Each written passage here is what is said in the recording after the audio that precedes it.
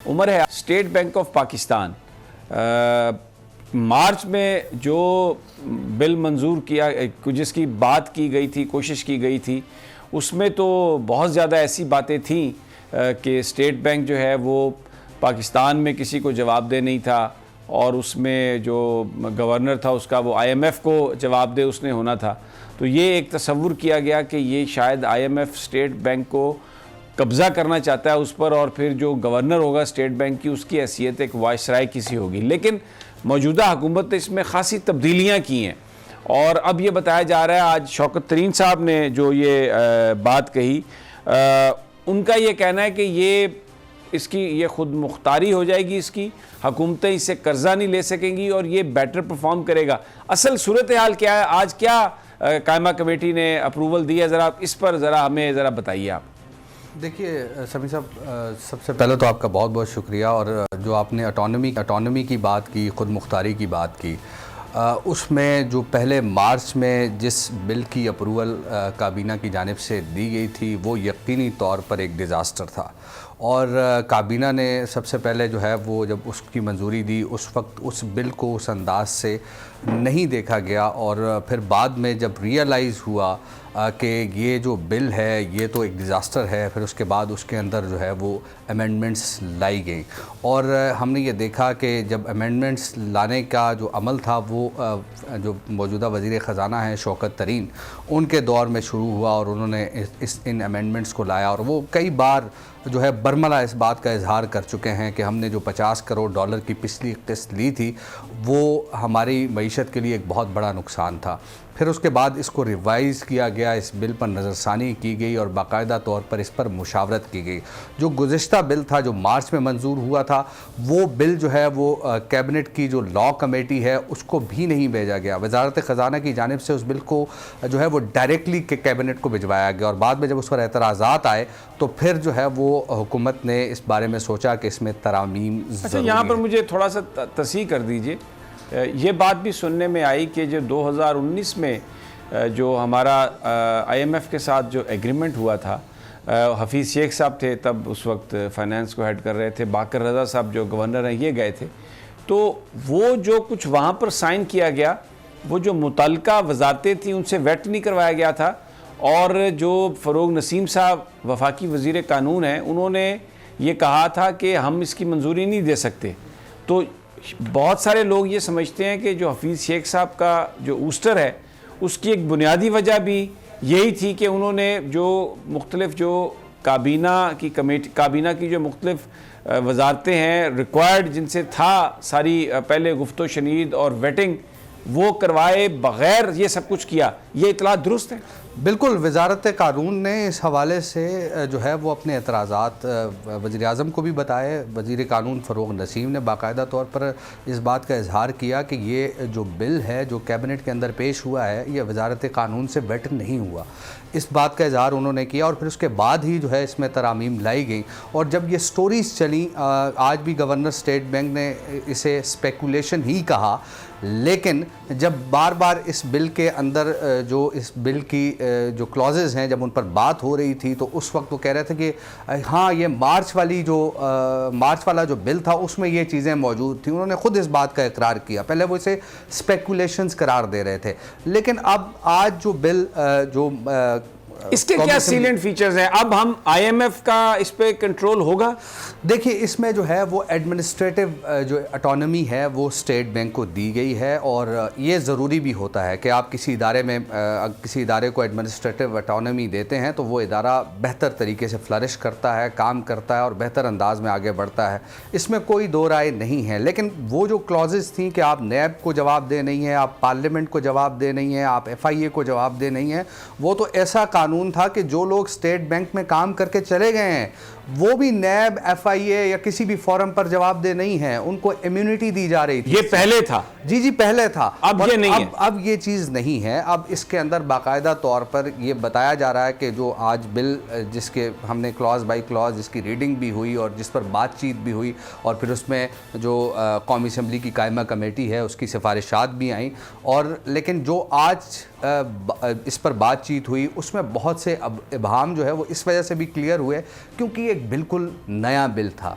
पहले मुकम्मल ऑटोनॉमी थी, स्टेट बैंक से आप किसी भी हवाले से नहीं पूछ सकते, इन्फ्लेशन टारगेट, ग्रोथ टारगेट, कुछ भी जो है वो उसमें मौजूद नहीं था।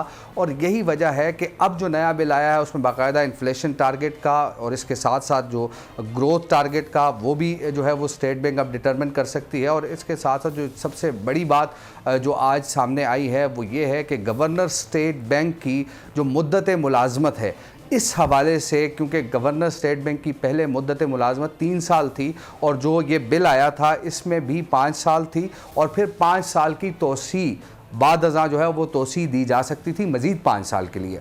आज जब ये क्लॉज आई है कौमी असम्बली की कायमा कमेटी के अंदर, तो इस पर बाकायदा तौर पर हुकूमती अरकान समेत जो अपोजिशन ने तो बात करनी ही करनी थी, एतराज़ करना ही करना था, लेकिन हुकूमत बात कही है। मैं सदीक साजिद साहब को ज़रा थोड़ा सा इन्वॉल्व करूँगा इसमें। सदीक साजिद साहब, ये जो उमर हयात साहब, अब इसके बाद तो मुझे ये लगता है कि जो गवर्नर हैं स्टेट बैंक के, क्योंकि उनका भी जो कॉन्ट्रैक्ट है वो अब ख़त्म होने को पहुँचा है, तो अगर वो हो सकता है तोसी करवाना चाहते हो, या वो जो बात है कि 5 साल हो जाए तो 3 साल से 2 साल तो अचानक ही उनका जंप हो जाएगा।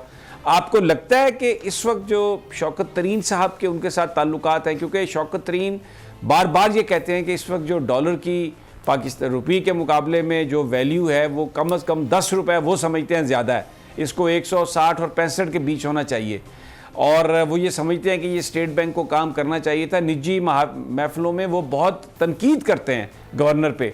आपको क्या लगता है कि गवर्नर स्टेट बैंक की जो जॉब है उसकी एक्सटेंशन हो जाएगी, लगता है आपको? देखिए समीर साहब, ये 2 मुख्तलिफ बिल्स हैं, स्टेट बैंक वाला और ये फाइनेंस वाला। एक तो आज कौमी असम्बली ने ये फैसला किया कि ये जो फाइनेंस तरमीमी बिल है जिसको अमनी बजट कहते हैं, इसके ऊपर अभी कल और परसों जो है वो बहस होगी और उसके बाद इसकी मंजूरी के मराहल जो है वो शुरू होंगे। अभी पहले तो इनका इरादा था कि आज ही पास करवाएं, लेकिन कुछ चीज़ों के ऊपर हुकूमती अरकान भी तैयार नहीं है। ख़ुद ऐसे भी है कि हुकूमत भी इसमें अब शायद जल्दबाजी नहीं चाहती, इसी वजह से IMF से। तो अच्छा, फिर जल्दबाजी कौन चाहता है अगर हुकूमत भी जल्दबाजी नहीं चाहती? कुछ हमारे ऐसे इदारे चाहते हैं जो कि समझते हैं कि इस वक्त मुल्क को ज़रूरत है कि ये जल्द अज जल्द पास हो और हमारी जो इकानमी है वो ठीक हो, और मेरे ख्याल में अपोजिशन भी चाहती है कि जल्दी ये पास हो ताकि इसका तमाम तर जो मलबा है वो हुकूमत पर गिरे। ये आप बड़ी इम्पोर्टेंट और बड़ी इंट्रीगिंग बात कर रहे हैं कि इदारों को बड़ा फ़िक्र है पाकिस्तान का, अपोजिशन को बड़ा फ़िक्र है पाकिस्तान का, और जो वजारत ख़जाना जो डायरेक्टली रिस्पॉन्सिबल है वो कोई शायद इतनी ज़्यादा इसको पास करवाने में उनको इतनी ज़्यादा जल्दी नहीं है। देखिए, आज शौकत तरीन ने जो मीडिया से गुफ्तगू की, उन्होंने कहा कि जनवरी के आखिर तक ये चीज़ें हो जाएंगी, और जो स्टेट बैंक का जो बिल है वो तो इन्होंने स्टैंडिंग कमेटी को भिजवाया गया, वो तो अभी जाना है, उधर सेनेट में भी उसने जाना है। लेकिन सेनेट की तरफ से कुछ भी फैसला हो वो कोई बाइंडिंग तो नहीं है फाइनेंस बिल के सर, वो स्टेट बैंक वाले पे तो वो मानना पड़ेगा हमें, वो सिर्फ फाइनेंस बिल के ऊपर है, वो नहीं है, वो तो एक कौमी असम्बली ने पास कर दिया काफ़ी है। ये जो स्टेट बैंक वाला है ये दोनों हाउसेस से सर पास होगा, और अगर उसमें एक भी तरमीम कर दी तो फिर कौमी असम्बली में आएगा, अगर फिर वहां पे भी पास नहीं होता फिर जॉइंट सेशन। आपको लगता है सेनेट उसको पास कर देगी? अपोजिशन तैयार? हाँ, दिस इज द पॉइंट, क्योंकि मेरी इतलात के मुताबिक जो, अब मैं खुल के बात कर देता हूँ, प्लीज करें खुल के, मैं यही चाह रहा था खुल के करें बात। आप तय ये हुआ है बहुत से लोगों के दरमियान कि ये जो मनी बजट यानी कि फाइनेंस तरमीमी बिल है ये पास होगा, और स्टेट बैंक वाला जो बिल है ये पास नहीं होगा, ये रुकेगा। और मैं जब इसको रेफ़र किया गया था कौमी असम्बली की स्टैंडिंग कमेटी को, तो कौमी असम्बली के आला हुकाम जो मुतलका हुकाम से उनसे पूछा था, तो उन्होंने कहा कि इसमें हमें कहा गया है कि इसमें जल्दबाजी करने की कोई ज़रूरत नहीं है।